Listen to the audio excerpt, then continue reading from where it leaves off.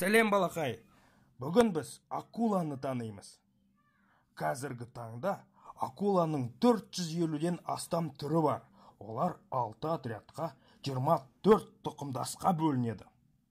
Акула барлық теңіздер мен мұхиттарда кең тараған.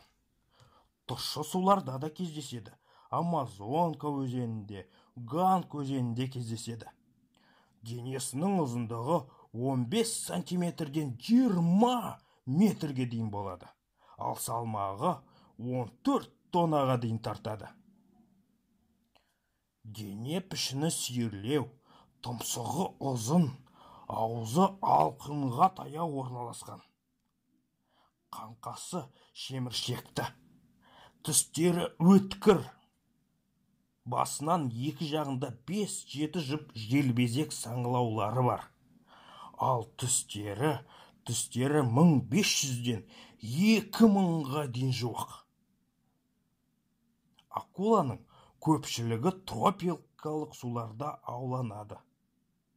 Бауырынан май алынады, етінен тағам жасалынады. Ал қаңқасынан желім жасалынады. Тересінде пайдаланады. Қане балақай, саған акула туралы ұнады ма?